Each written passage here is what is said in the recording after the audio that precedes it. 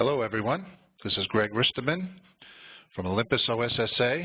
I'll be your host today for this webinar entitled Beyond the Elements, XRD Mineralogy and XRF Analysis for Advanced Mud Logging.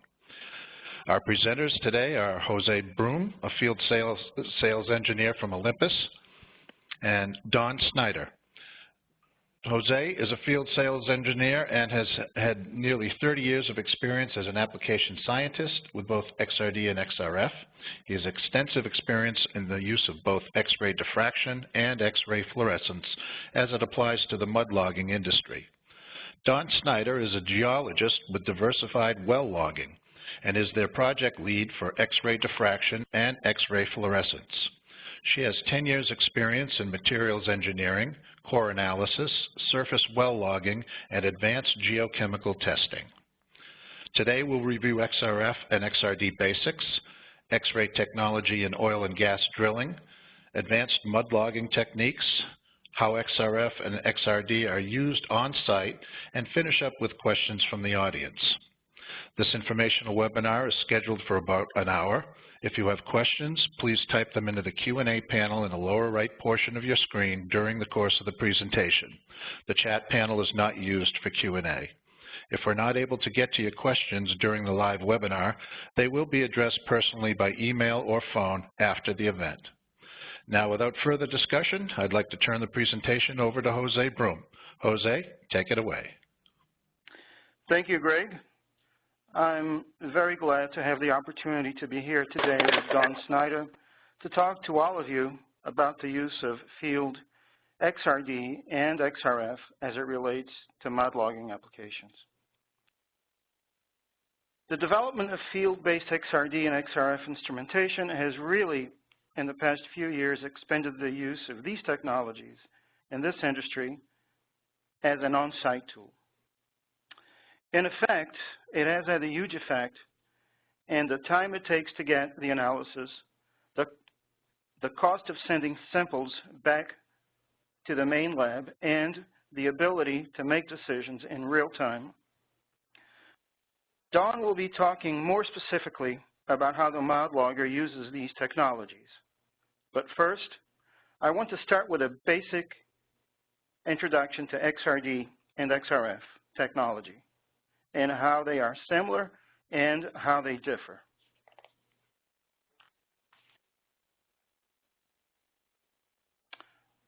So what is X-ray fluorescence? Very simply put, X-ray fluorescence uses an excitation source to excite elements, electrons within an atom. This excitation will eject an electron from its orbital, and there is a transition at that point from the next orbital, and this transition releases an amount of energy. This energy is directly proportional to the amount of that element within your sample. Quantitative element analysis, typically magnesium to uranium. It can measure from the ppm level to percent level for most elements. On this next slide, we're showing the user interface, how the operator first sees the data output from the instrument. It consists of a graphic output, as you can see, and to the right-hand side of the slide, it also gives you elemental breakdown, concentration, and statistical analysis. So that's the output for X-ray fluorescence. Typical detection limits are shown on this slide here. Typically, detection limits will vary with simple matrix, but these are some general rules that you can apply.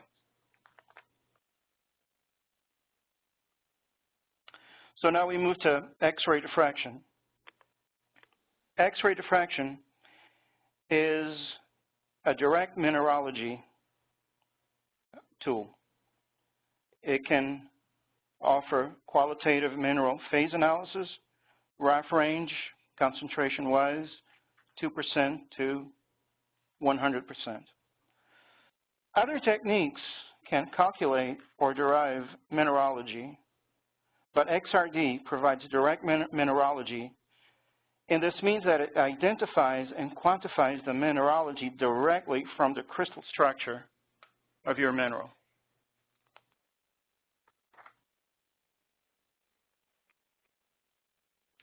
Continuing on to the next slide, the output of the analysis gives the user a series of peaks for the diffraction pattern.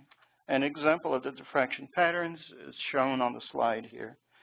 The diffraction pattern is then matched against a database of known compounds. There are publicly available databases like AMSCSD that focus on mineralogical compounds, and there are subscription databases that can offer a wider range of organic and inorganic substances.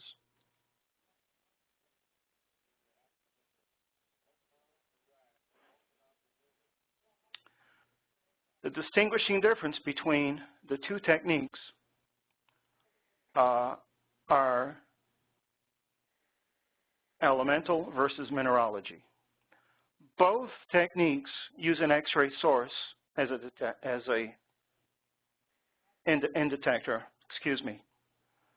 Both measure the response to X-rays interacting with a substance, and both provide measurement to help identify a substance. The difference is that XRF is elemental. So with an XRF, you would be able to analyze and detect iron, regardless of its state. With XRD, the same analysis will yield information such as hematite or magnetite, shown on the right-hand column. It also XRF will give you total elemental calcium, regardless of how it's structured. XRD can show you the polymorphs, calcium carbonate, calcite versus aragonite versus veterite. This is the main distinguishing difference between the two techniques.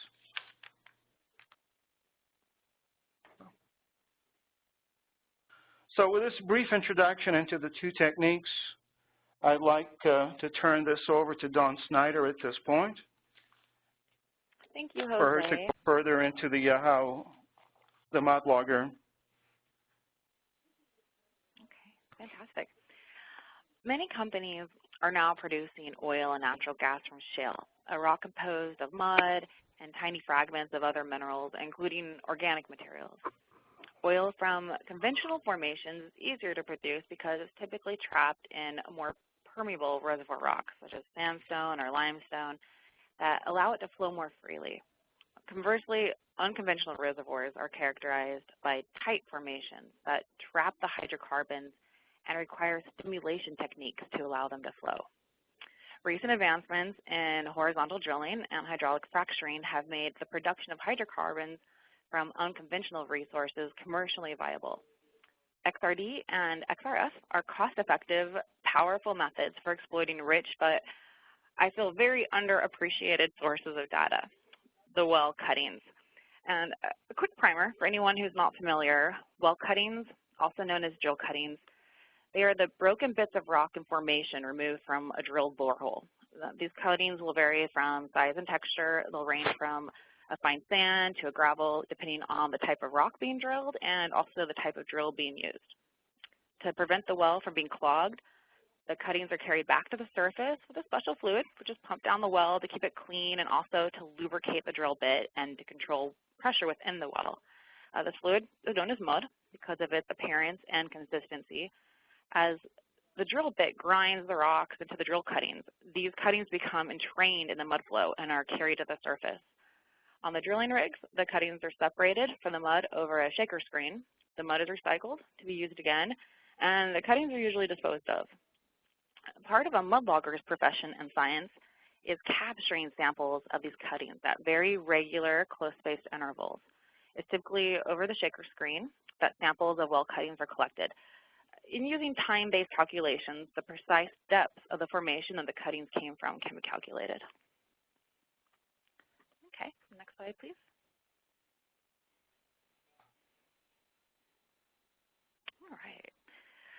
Finding the sweet spot. It is important to understand that not all unconventional wells are created equal, not just as between different plays, but also within individual plays. These reservoirs are heterogeneous, and outside of sweet spots, oil companies have to drill rock that yields much lower production performance. So operators are universally in search for that sweet spot, which implies the area of the formation where the hydrocarbons will best respond to fracture stimulations. In shale reservoirs, that sweet spot we're talking about are hydrocarbon types, relative brittleness, organic richness, thermal maturity, stratigraphic continuity, and of course your mineralogy. And using X-ray technology, we can now see changes within the rock on the atomic and chemical level, and easily find and quantitate areas of wells that has more carbonates or more silicious and changes in the clay. The exploitation of shale and unconventional resources presents many challenges for the geoscientist. Deposits have significant variation from one basin to the other. So the key for success comes from targeting these sweet spots in the reservoir, evaluating the density and the structural orientation of their fracture systems. Shale clay sweet spots are typically characterized by mid to high kerogen content, lower clay volumes, higher effective porosity, lower water saturation, higher Young's modulus, and lower Poisson's ratio. Using these properties as a guide, reservoir engineers can define a productive drilling program.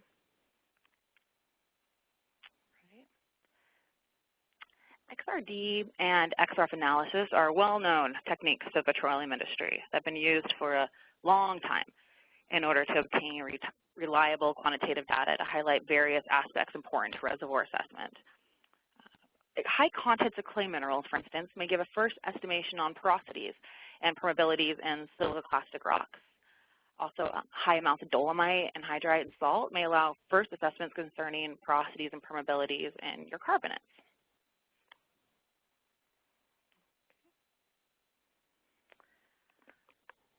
Not only can XRD be plotted on these mud logs next to lithology descriptions, but data can be charted to discover formation tops, trends, and is especially important when identifying faults. Most shales are highly laminated. This presents a challenge for traditional analysis as they harbor consolidated and compacted parasequences of shallow marine sediment, clay, quartz, feldspars, and heavy minerals. They exhibit ultra to low interparticle permeability and low to moderate porosity and complex pore connectivity. Density plays an important role in analysis given the disparity between various components. For example, pyrite having high density in a smaller volume and kerogen having a larger volume percent than indicated by weight. So XRD mineralogy provides bulk rock mineral weight percent, and to be clear, this doesn't include kerogen or porosity.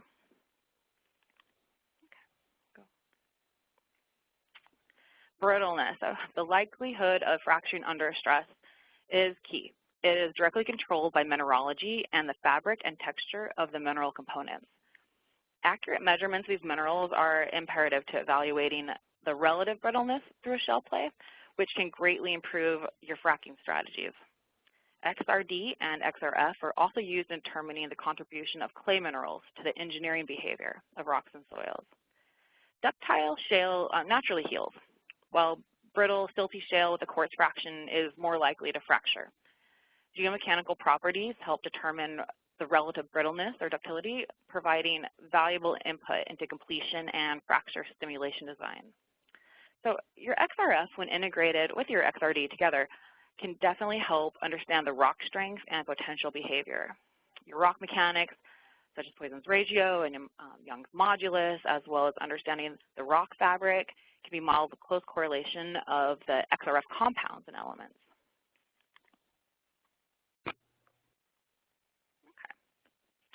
Here, I'm going to go over a few terms that describe the types of rocks and indicate oil and gas bearing zones. So, shale, it refers to a sedimentary rock that is predominantly comprised of mud, stones, and organic material.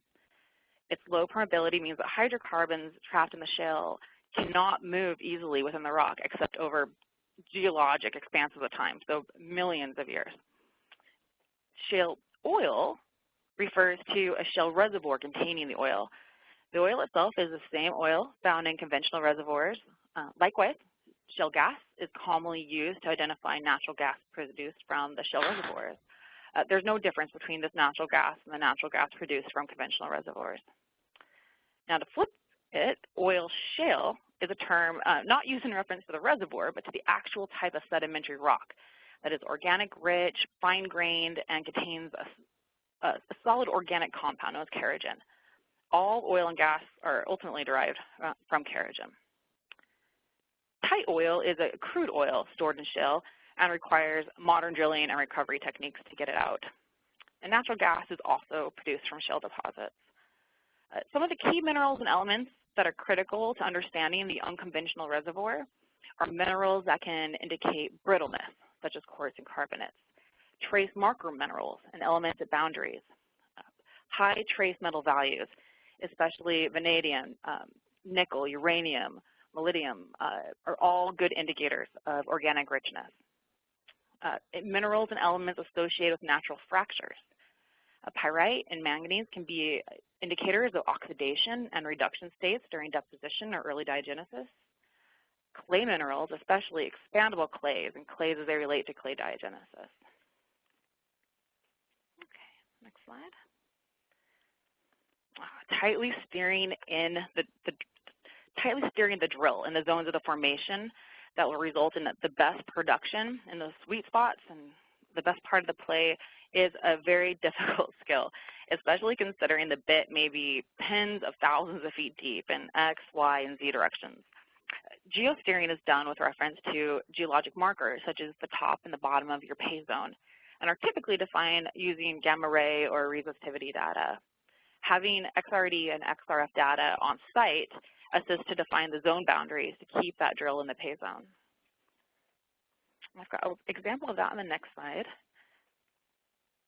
Okay, or I guess it's one more down, but this slide shows just a few of the broad amounts of elements that can be monitored using XRF. And whether it's a particular element or a series of elements or elemental ratios, it's extremely easy to track and log the changes as you drill. Okay. Next slide. For example, okay, back to those trace metals such as the nickel or the vanadium or the uranium. These are all well known to have been deposited in conditions that represent persistent anoxic or eucentric environments, which are very important for the preservation of high amounts of organic matter. These trace metals are often concentrated in the shales.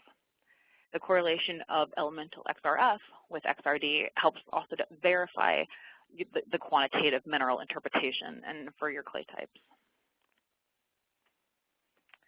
This next slide, this shows how using your potassium and your uranium and your thorium measurements, you can extrapolate, I like to call it a pseudo gamma, and it overlays and correlates very well with downhole tools. The direct measurement of XRD mineralogy and that elemental XRF from closely spaced cutting interval collection while drilling, it provides actually a higher quality and lower risk complement to wireline elemental capture tools. XRD and XRF can be logged at the same rate that matches most downhole collection reporting at typical drilling rates. When gamma becomes insignificant or tools fail, knowing the mineralogy can assist in calling tops, recognizing the formations, and staying in the pay zone. Back to that pseudo gamma, it is a great as an inexpensive backup tool for not if, when gamma sensors fail. Using XRF or the pseudo gamma log overlay has been very successful in difficult drilling operations, such as high pressure, high temperature wells where downhole tool failure is common and extremely expensive. X-ray diffraction provides easy identification of corrosion and scaling products with its on-site corrective actions. That's a great use to have this right on site. Certain clays and smectites will swell up in the presence of water. When they swell, they can trap the drill pipe and block up the well hole. Often in this case, you may want to switch to an oil-based drilling mud.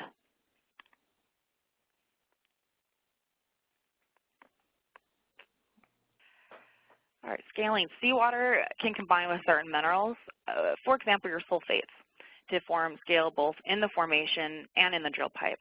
If you see these minerals, you may know not to use a seawater-based drilling mud and to be very cautious using seawater in your nearby injection wells.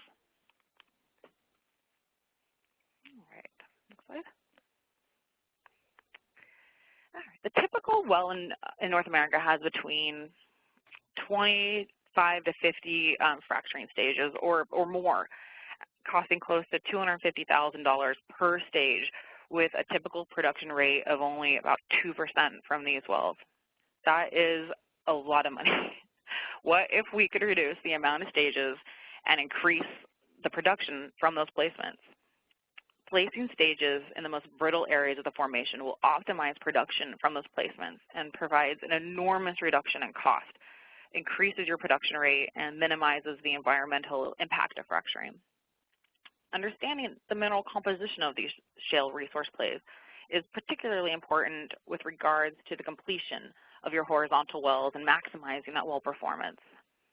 Steering these horizontal wells within the narrow pay zones at times with a comprehensive understanding of those rock properties is required to avoid geohazards and design effective hydraulic fracture jobs to stimulate the maximum volume of reservoir and optimize recoverable reserves.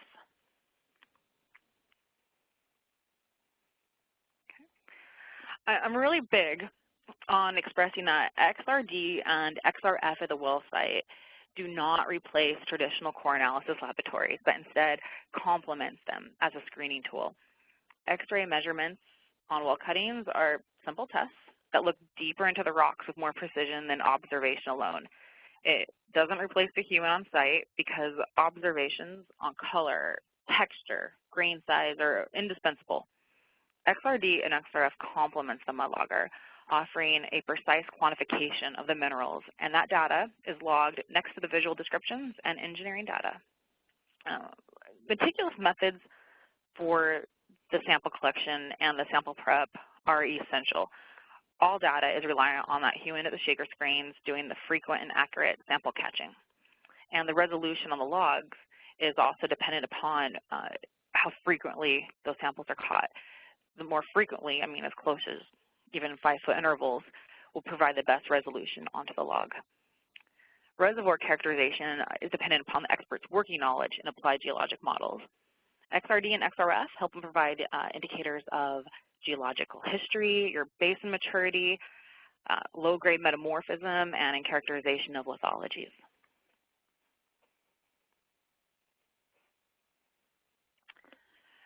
Cavings over the shaker are an operator nightmare. Stress fractures occurring in the formation adjacent to the borehole produces these cavings, which are carried along the surface along with the drill cuttings. They are common when drilling shale sequences and generally fall into one of two categories. There's blocky cavings that have a blocky appearance. They frequently exhibit microfractures on the surface. And then there's splintery cavings. These are very distinctive, being elongated and flat with a concave cross-section.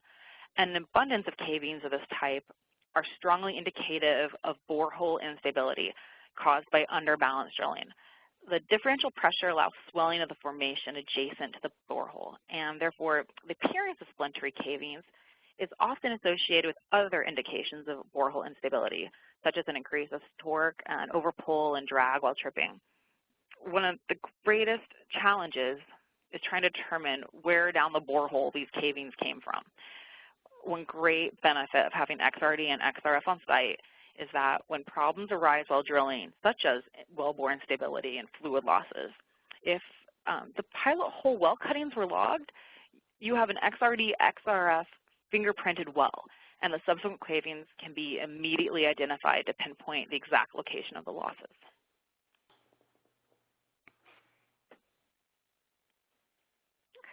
What we are looking at here is a typical log that incorporates mud logging and engineering, drilling, and MWD gamma data sets. But what's extra on here, you see the arrows pointing to, is a track with XRD information.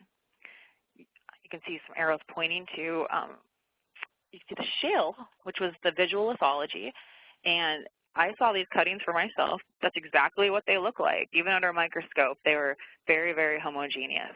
But once we were able to run the field XRD on them, Now we can see vivid differences in those visually homogeneous shales. With clarity, you can see areas of the well that have more carbonates, are more silicious, and places of changes in the clay. Now, on more of the spreadsheet level, the trace and the marker minerals have a myriad of applications in exploration and reservoir characterization. So not only can the well cuttings and shales appear to look the same, but gamma and resistivity tools often aren't sufficient to recognize tough steering situations, such as lateral facie variations, a dip change, and fault throws. Especially XRF data can help here. With that widespread of elemental data from magnesium to uranium that can be obtained downhole from the well cuttings in often 30 minutes or less, along with a large set of elemental ratios, you can quickly gain a very comprehensive understanding of your position downhole. Okay. From here, I'm going to turn this over to Jose to discuss output data for ID and quantification. Thank you, Dawn. Great presentation. So once Dawn has collected her samples, introduced them into the instrument, run the analysis, our software program has the ability to provide a comparison plot of multiple samples, which is extremely useful when looking for trends, or more importantly, anomalies in those trends that you're looking for. The waterfall plot allows you to easily visualize the changes in mineralogy by the appearance or disappearance of peaks over the drilling depths, as the example shown here, circled in the waterfall plot.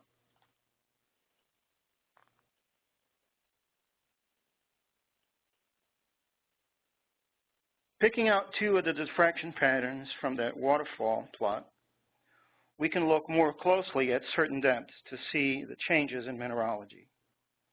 Here we can see the change in composition from 2,600 feet to 6,200 feet. The changes are labeled accordingly.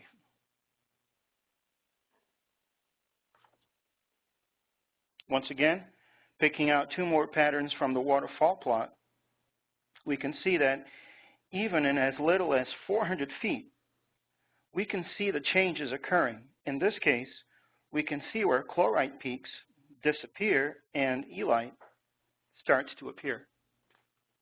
Again, shown in the diffraction patterns.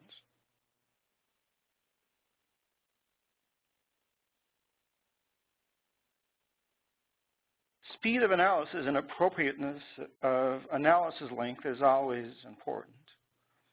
Our XRD systems use a CCD detector or camera which captures the entire 2 theta range simultaneously. This allows the user to start seeing the pattern almost immediately, which is important when fast results are needed. As it continues to collect exposures, the signal to noise ratio improves and you can decide when the results have shown what you need. Our customers typically are doing 5 to 10 minute tests, of course, depending on how much they care about quantification of the secondary peaks.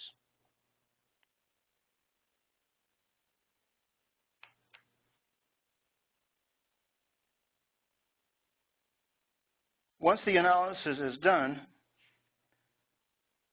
quantification using relative intensity ratio is then done.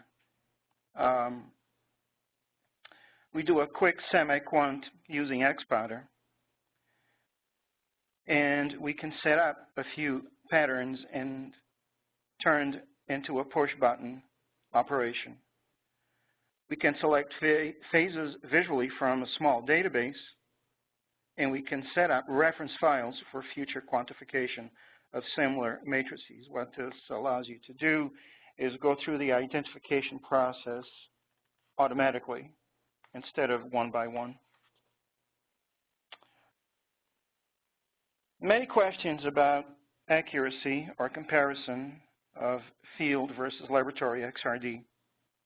Most people wonder about how well the field XRD compares to the traditional lab-based instruments. This was a study from a drilling company where we compare the results from our Terra to a full-scale laboratory instrument. As you can see, the results showed very good correlation throughout.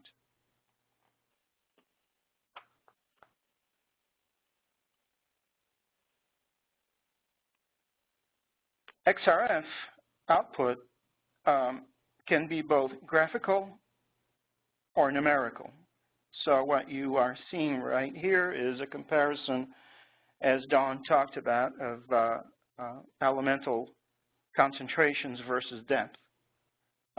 This is a small subset of the testing that we ran, but it shows very clearly an easy readout of XRF results.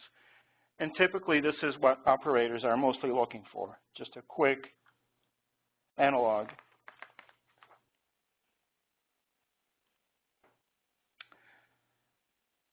So not only do the Olympus XRD and XRF instruments provide fast analysis, but having them on-site eliminates the time involved to send samples to an outside laboratory.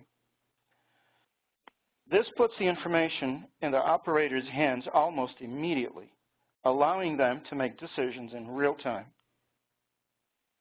As you can see from the examples we've given during this presentation, there are many benefits for having these instruments in the well logging trailer as part of a routine analysis. They can provide more detailed information than was possible in the past. They can provide backup information and verification to other analysis tools, such as Dawn mentioned. They can provide data that can help optimize operations and better understand what's going on underground.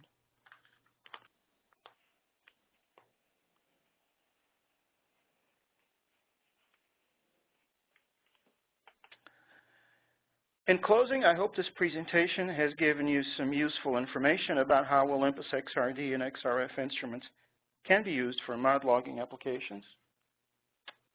You can certainly contact us for more information or to schedule an on-site demo of the equipment.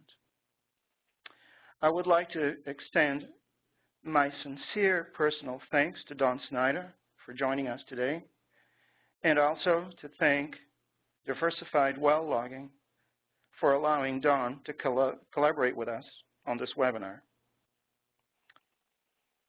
At this point, if Dawn has anything else to add, I'll turn it over to her. No, this is great. Thank you, Jose. Thank you, Dawn. Well, at this point, we can answer some of your questions if you could submit them. And I see they're coming through.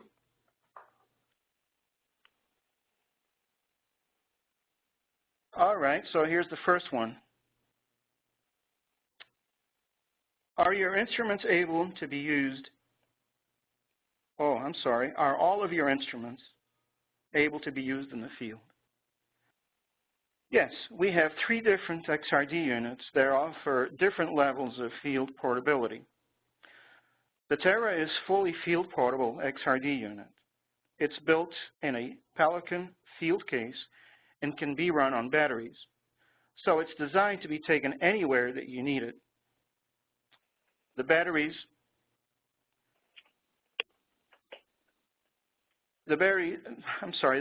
can help with power fluctuations that can happen at remote locations, and the filter also helps to minimize dust.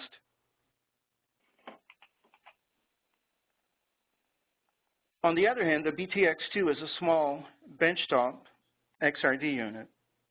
It's small and lightweight enough to be moved around, but it is not designed to be as durable and rugged as the Terra.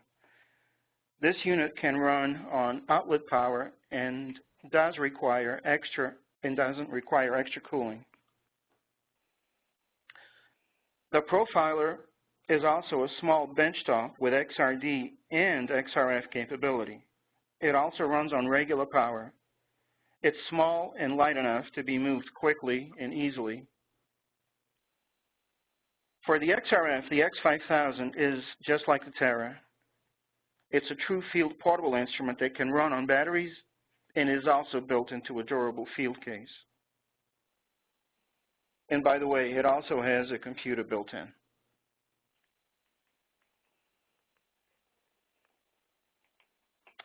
Another question, Jose,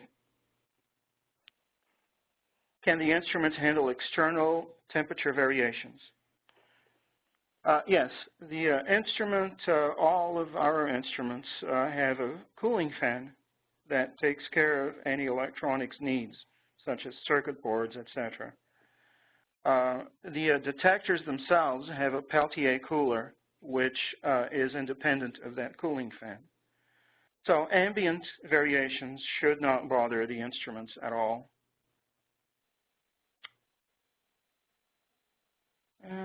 Did you use RIR standard database?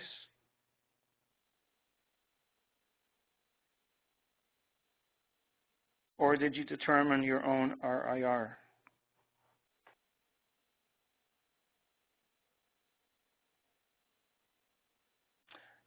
I'm sorry, we do use RIR, but I don't really understand the question. Maybe it could be resubmitted.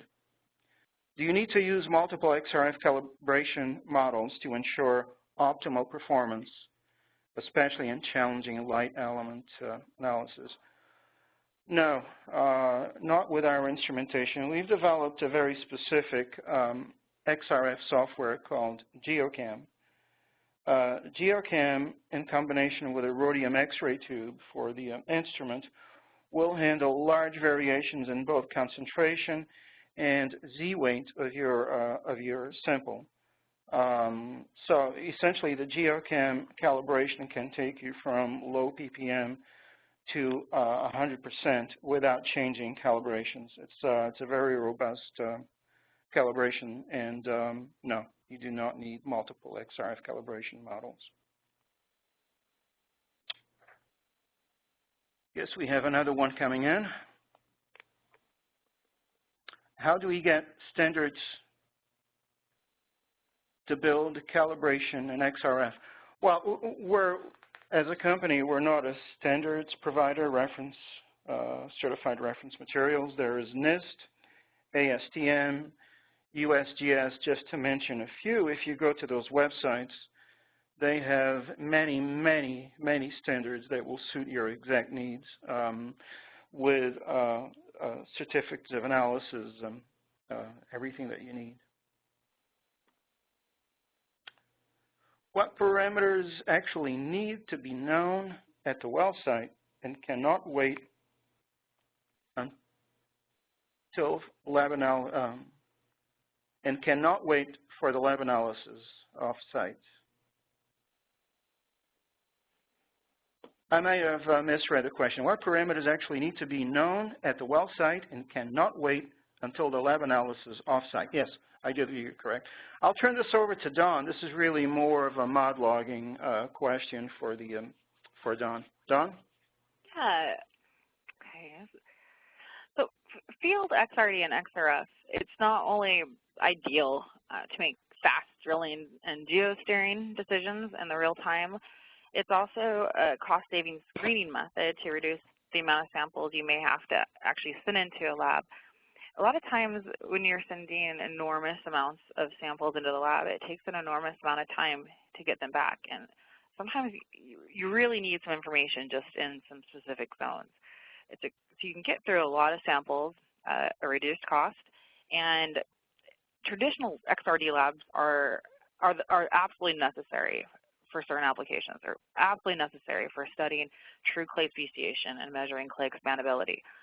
Field XRD will quantitate the amounts of particular clay minerals, but if you have samples you're especially interested in, especially with their discrete clay properties, this is a great opportunity to screen through the bulk of your well and then take those and send those to a traditional core analysis laboratory and also get your results back from them a lot faster. Thank you, Dawn. One more, at least. Can you speak a little about simple preparation for mud logging? What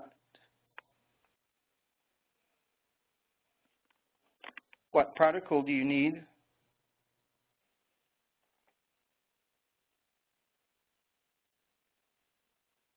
What do you need, electric grinder or manual? Again, sorry, excuse me for my hesitation. These are coming in live.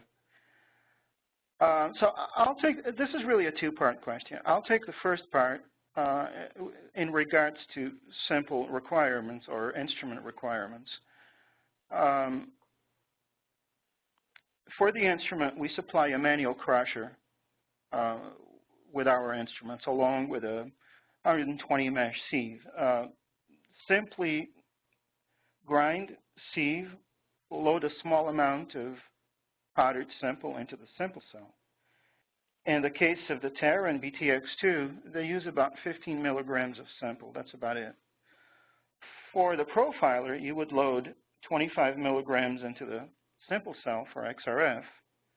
The X5000 requires minimal simple prep.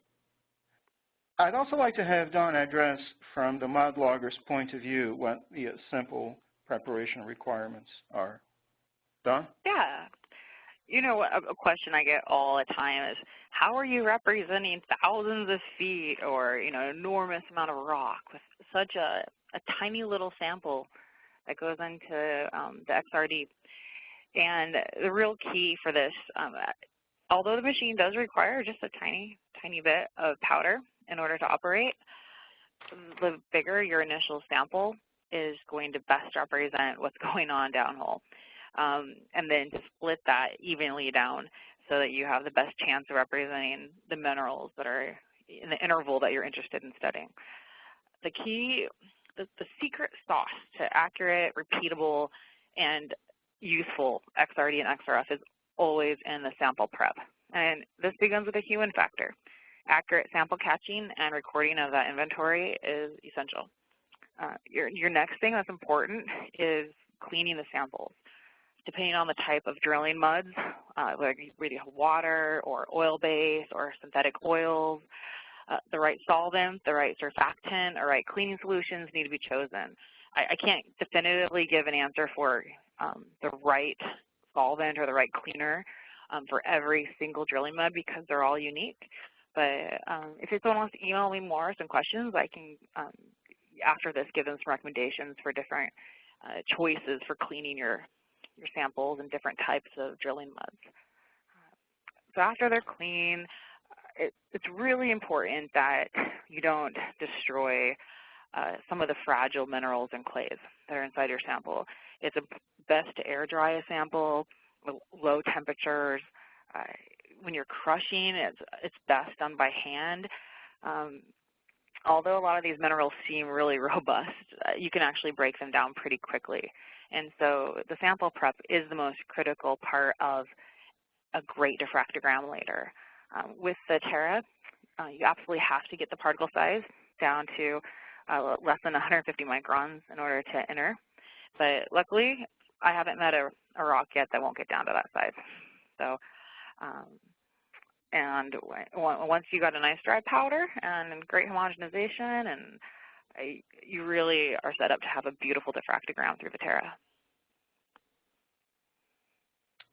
Thanks, Dawn. Mm-hmm.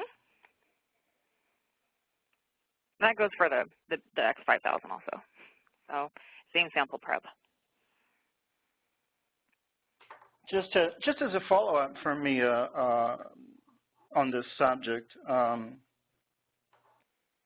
Dawn, how long does the whole sample prep take from shaker to instrument? If you have it down to kind of a systematic approach, without much effort or killing yourself, it's pretty easy to collect, clean, dry, grind, and run a sample and get results in 30 minutes. And even your MWD tools are typically about 60 feet behind the bit for when they're gathering information. And at most drilling rates, honestly, running a sample through XRD and XRF every 30 minutes keeps you in a similar zone as even the MWD tools do downhole. Thank you. The next one is really a two-part question, so I'll answer the first part really quickly. can you use Rietveld analysis with your instruments? Yes, our data output is accepted by all Rietveld refinement packages available in the market today. And the second part of the question is, do you think that there is an advantage to use Rietveld method with the data quality provided by the instrument after 10-minute acquisition?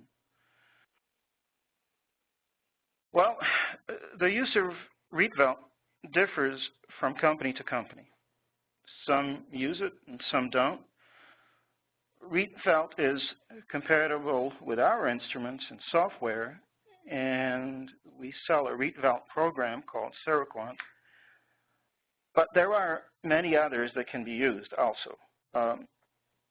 We've done studies that compare RIR results with Rietveld results, and it's shown very good correlation. So it's just a matter of preference and what engineers need.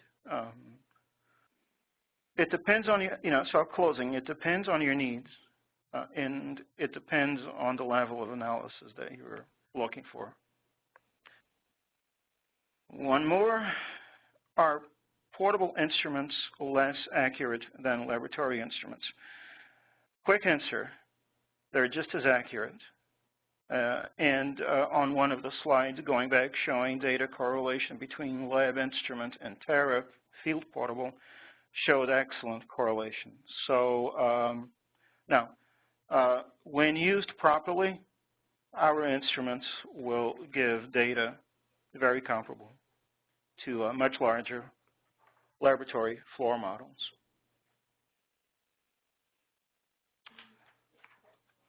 One more.